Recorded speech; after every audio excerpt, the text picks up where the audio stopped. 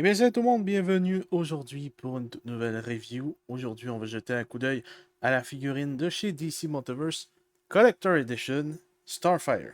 Et donc voilà, elle était super attendue par les collectionneurs, tout simplement parce que McFarlane Toys ne sort pas énormément de figurines féminines. Tout simplement parce que Todd McFarlane a certains préjugés sur des figurines féminines. Il a fait une entrevue, je pense, il y a approximativement un an sur la chaîne YouTube de Shardamus Prime, où est-ce qu'il a dit des choses vraiment pas super pour ce qui est des figurines de femmes. Et donc, je pense qu'il y a un peu un préjugé à ce niveau-là. Donc, ça va être un petit peu compliqué d'avoir certaines figurines féminines. C'est pour ça qu'on n'a toujours pas. On a eu une Catwoman, on a eu peut-être deux Catwoman, on a eu Starfire, on a eu une seule Harley Quinn, on n'a toujours pas une comique Harley Quinn. Donc, ça commence à être assez compliqué. Je pense que McFarlane Toys devrait un peu se concentrer à sortir les gros personnages féminins de chez DC. Là, ils nous sortent Starfire. Il y a Huntress qui arrive dans les prochains mois.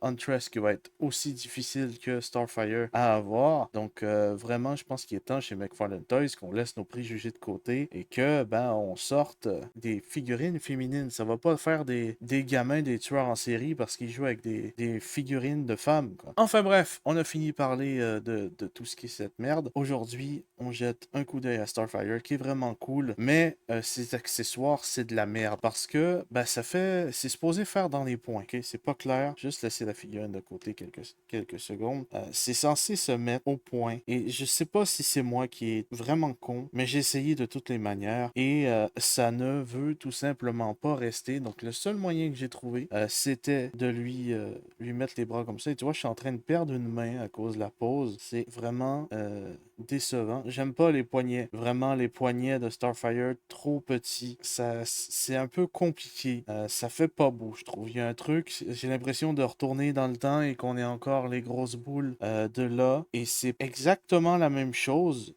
pour les chevilles. J'ai l'impression que c'est le retour des grosses boules.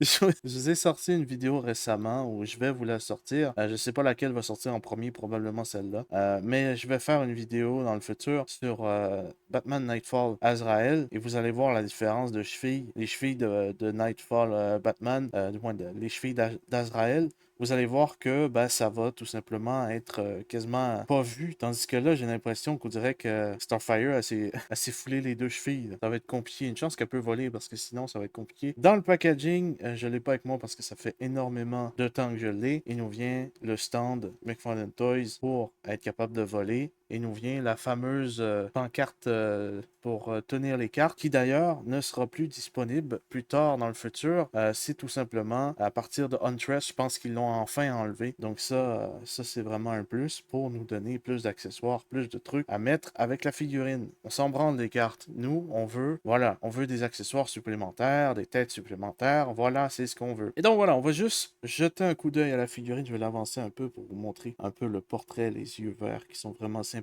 Le dégradé au niveau des cheveux qui est vraiment cool. En vrai, j'ai toujours vu Starfire les cheveux orange.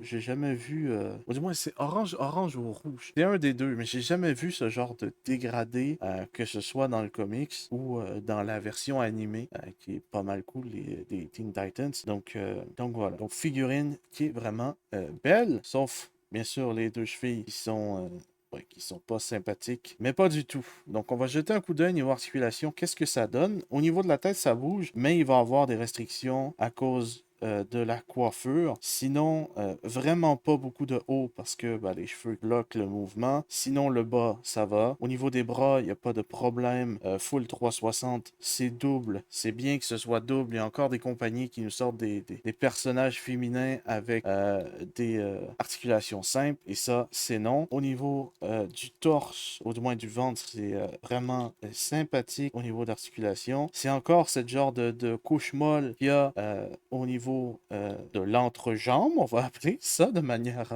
normale. Au niveau de l'entrejambe, mais c'est vraiment pas aussi pire que c'était avant. Par exemple, avec Catwoman, qu'on dirait vraiment elle porte une couche. Donc voilà, au niveau des genoux, c'est double, ça se kick le postérieur, donc ça c'est bon. Les chevilles, je vous en ai déjà parlé. Articulation au niveau des orteils, qui est sympathique. Les talons hauts, bonne chance pour faire tenir ça. Vraiment, c'est sympa qu'il y ait les trous, mais vraiment, va vraiment vous falloir un stand parce que ça tiendra pas tout seul. C'est impossible. Donc voilà, figurine vraiment sympathique que je conseille si vous pouvez l'avoir. Bien sûr, elle est un petit peu plus compliquée à avoir parce qu'ils ont décidé, en plus de sortir la figurine, de sortir une figurine édition platine à part, qui est, je pense, c'est sa sœur ou une connerie du genre. Ça, je suis vraiment pas sûr, je m'en souviens pas très bien, mais c'est juste un autre personnage, donc la plupart des gens achètent celle-ci et essaient d'avoir l'autre version en achetant plusieurs, et donc il y a plein de collectionneurs qui manquent, malheureusement. Et donc voilà, faites comme moi si vous voulez vraiment avoir la figurine et ne pas manquer. J'ai été obligé de précommander le pingouin, Starfire et Captain Boomerang pour être sûr de mettre la main sur Starfire. Bien sûr, je voulais le pingouin aussi, Captain Boomerang un peu moins, mais voilà, c'était la wave qu'ils ont sorti. J'ai vraiment hâte à Huntress. Ça me fait un peu chier de peut-être pogner à acheter un autre Batman encore une fois que je veux pas vraiment. Donc on va voir ça en temps et lieu quand la précommande va sortir. Mais bon, donc voilà, si vous avez la figurine ou si simplement vous voulez l'acheter, je vous invite à mettre en commentaire tout simplement ce que vous en pensez. Et donc voilà, je vous remercie. Je vous dis à la prochaine. Portez-vous bien tout le monde. Et encore une fois, n'hésitez pas à vous abonner. Je vais essayer d'en avoir 100 avant 2025, ça pourrait être pas mal. Je sais que c'est encore un petit peu loin, mais on est proche des 100, donc ça pourrait être sympathique pour finir l'année. Donc n'hésitez pas à vous abonner. Je vous dis à la prochaine. Portez bien tout le monde. Peace!